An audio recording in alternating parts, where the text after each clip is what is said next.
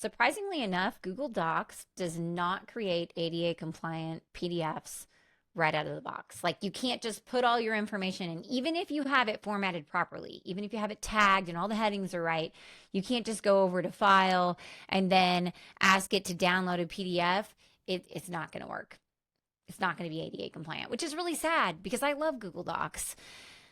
And I'm going to say this right now, and it pains me to say it because I do not love Microsoft Word, but if you have to create a metric ton of ADA compliant PDFs, it's a lot more streamlined over in Microsoft Word.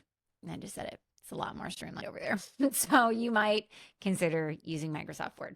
Yeah. Okay, so however, there is an extension called Grackle that you can install. It's free with Google Docs, and you can use it to help you create ADA compliant PDFs that'll go a really long way. They're not going to go and be as easy to make as in Microsoft Word, but they're going to be pretty good. Okay, so how do we do that? Well, the first thing we're going to do is we're going to install this Grackle extension here. So you go up to Extensions, Add-ons, Get Add-ons, and then you're just going to search for Grackle. And then choose Grackle Docs. From there, you will have a little install button here. You click the install button, and then you're going to have to grant Grackle access to your Docs library so that way you can go in and do all the magic things that we want it to do. And then you're ready to go. The next thing you're going to do is you are going to set up your Google Doc for success. So you're going to do that by using heading styles. This is really important. These heading styles that are inside of Google Docs allow you to save time because you don't have to format stuff as much, and it creates a hierarchy in your document. You probably already use it over here in this tabs and outlines panel to navigate really big documents. That is how it works for a screen reader. It allows people to have an overview of the content on your page. If you're just highlighting text, selecting it, making it bigger, and making it bold, you're doing it wrong. That only works for people who can see. For people who can't see, it doesn't work, so we should stop doing it that way. Okay, I made my point. All right, so from there, we're going to add alt text to our images.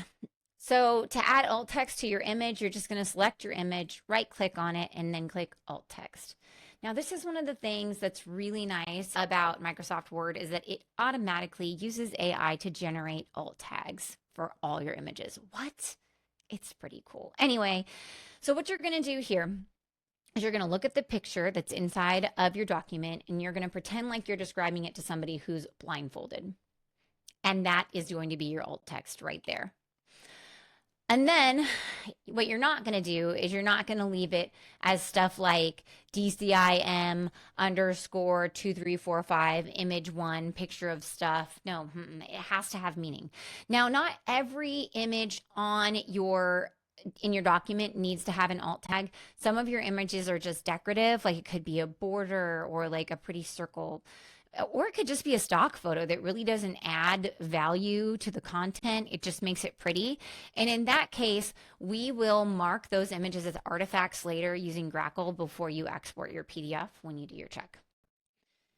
If you are using tables, let's try to keep them as simple as possible. You will have to do some extra love on those tables with Grackle before you export them.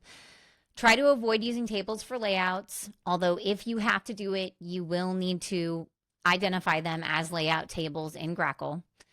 Also, use them, make them simple. Like don't merge cells, don't have empty cells. You need to have clear header rows on them. And during the check process, you will identify those things in Grackle. The other thing that you're personally responsible for is having lists, links, and colors that don't suck. So for lists, you're not going to have a bunch of emojis or weird dashes. You're literally going to use the list functionality that is already provided for you in Google. This allows the screen reader to know that the content is grouped together.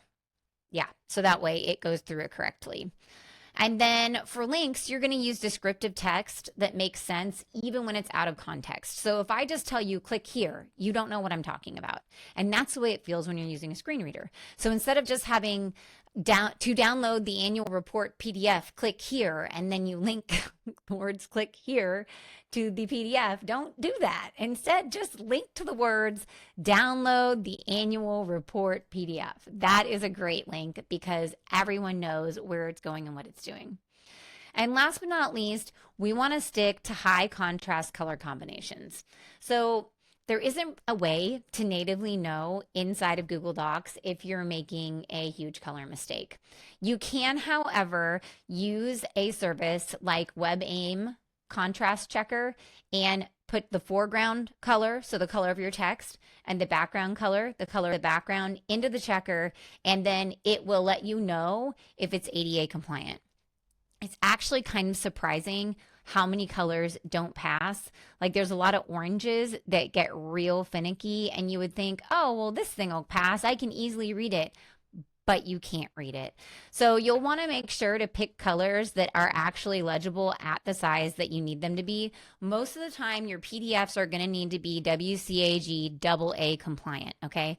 So for example, with this color that I'm looking at right now, it does pass for large text AA compliant. So I could use that for large text. And if you scroll down here, it talks about what large text is and how you can use it, right? So it's surprising. Red is also really tricky. Orange is tricky. So just make sure that you are using high contrast colors because colorblind people will not be able to see the words that you are putting in front of them. It will either be like mushy, like all gray, or not at all. All right, so those are the things that you have to do and you're responsible for like understanding and knowing as you're setting up your Google Doc before you go into Grackle. Grackle will flag a lot of these items for you. Let's go ahead and start an accessibility check. So we go to extensions, Grackle Docs, and we launch it. Now, it can take a few seconds to run, depending upon how big your document is. So you just wait for it to run, and then when it's done, you're ready to analyze the results. So once your check is done running, you're just going to go through it from top to bottom, making sure that you have everything. So right now I have a bunch of images that are problem children, right? So the easiest thing to do with your images is just click locate, and then it will show you what image has the problem. And then you can decide, is this something that I want people to know about, or is it something that's just decorative? Either way, you'll click the tag button, and then it'll open up a pop-up window. Now, if it is just decorative, you will mark it as an artifact and then click update. And if it is not decorative, then you would add alt text describing it. And that's as easy as that. Moving down, you want to make sure that your tables have headings and that they are properly formatted. And so to do that, you're going to click, well, once again, you can locate your table in case you have multiple on your page, so that way you can see what's going on. And then you're going to click tag. Another pop-up window is going to show up, and you will then identify how you want your table to be tagged. So on my table, the first row here is the header. And then I click update. And then moving on, contents. So this is great. Grackle does not like divider lines. It does not. They're all flagged. And you know what? There's a lot of programs that don't. So these divider lines like this, they're not going to come through as ADA compliant. So you may need to remove the divider lines that you've inserted by just clicking, insert and then divider. And instead just have a picture in there, because you can mark a picture as decorative, but there isn't a way to associate this line with something else telling it to be ignored. So once you have remediated the items on this initial check screen, you can go over to the document structure screen, and that's letting you know the order that the content is in and the hierarchy of the content inside of your document. And we want it to feel like it's logical. that's one of the things that these checkers can't really do very well is they don't know if the information is in a logical order. I ask AI all the time, do you think that this is in the right order? Because it kind of feels like it's off. And it's like, oh yeah, I guess it's not. And so even these programs that are using AI, they don't know yet. And it's our responsibility to make sure that they're logical. So that way, when people use a screen reader, it makes sense. So that's what the document structure is there for. And if you have a whole bunch of design things in your document, then you're going to be better off doing this over in Adobe Acrobat Pro because it has an additional like system that you can use in there to really narrow this order down and document structure down.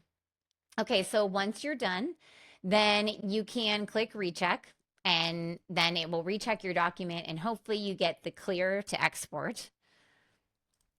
And if that's the case, then you can export to PDF. Now, it's really important that you are going to export to PDF using the Grackle Docs extension. If you don't use the extension, it will strip out everything that you just did and it will not be in there. You would have to add it in using another program like Adobe Acrobat Pro. But since we're trying to avoid using it right now, we need to make sure that we export to PDF using this button right here. So if this is your first time exporting, it's going to want to have drive access. So we click allow. And then we can choose the account and click continue. Then you can just click the close screen right here. And now you're ready to actually export it to PDF. Now in this instance, I did not remove all of my divider lines. I didn't. It's okay. I'm going to click yes.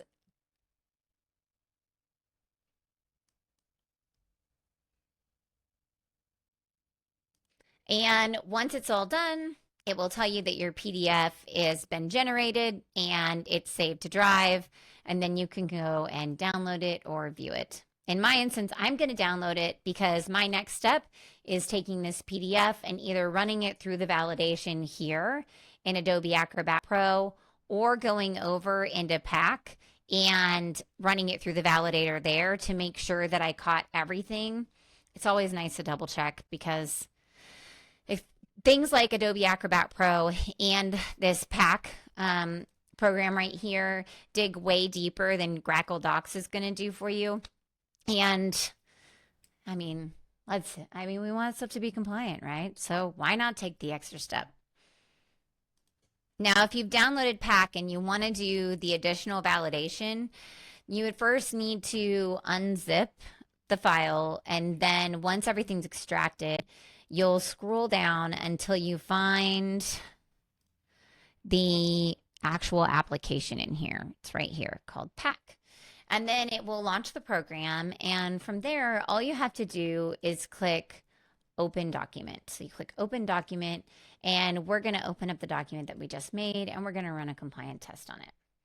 So we have a lot of stuff that we did right here. Look at this. Look at all these checkboxes. This is super great. Okay, so we do have one thing that's complaining about, and that's metadata. So what's nice about Pack is we can dig in and see the results in detail. So let's click Results in Detail, and it'll open up right here. Now, metadata and settings, you can see I can just like scroll down. So the thing that it's missing is the PDF/UA identifier. And good news, you actually don't have to have that in here. If you want to insert it in your document, you would need to use Adobe Acrobat Pro because you can't do that in Google Docs. Now, I just said, though, you don't really need to have it, and that's the truth. To be WCAG AA compliant, you don't have to have that in your document. And that is what the government is asking people to do right now. So you don't have to go through the extra step to add it. Then we can look at what's wrong here. And it says that we have a contrast problem. There's a contrast of text problem. There's text with insufficient contrast. So what's really cool about this program is that it just picked up on something that's important to me that, you know, Google Docs didn't do. And it highlights exactly where it is. So when I make notes to myself, when I'm making these documents, I put them in bright pink. But bright pink does not, It doesn't have enough contrast for somebody who has color blindness. So that's what it's flagging right here. And if I click on any of these things, it's going to show me all the different items that don't have sufficient contrast. So that's pretty cool. So now that I understand why the document isn't passing, the easiest way to remediate it is to go back out to my actual document that I'm working on and changing it. So I would go back out and I would change all my pink text to be a color that's actually ADA compliant. I would also change any other thing that's out there. The reason you want to come back out to this document and change it is because then if you need to export it again, once again, you're doing it through your Grackle Docs extension, but you can do that without having to refix everything, which is pretty cool. If you made all the fixes in a program like Adobe Acrobat Pro, then it would only exist in the actual PDF document, and you would not be able to export it from your original document anymore. So most of the things that you are remediating should be remediated here. Okay, friends. So hopefully now you have a good basis for how you can make an ADA compliant PDF. If you are using Pack or even Grackle to try to fix issues that you see, my best friend for doing this is actually ChatGPT, which sounds silly, but I'll look at the error message and then I go into ChatGPT and I say, I'm using Pack. It gave me this. What does it mean? And it describes it for me. And then I say, how could I potentially fix this in Google Docs? And it will tell me, oh, you can or you can't. You're going to have to use another program like XYZ. So hopefully this helps. And of course, if you're having challenges, let us know, because our goal is to allow you to have a website that everyone can use, even the PDFs that are on it.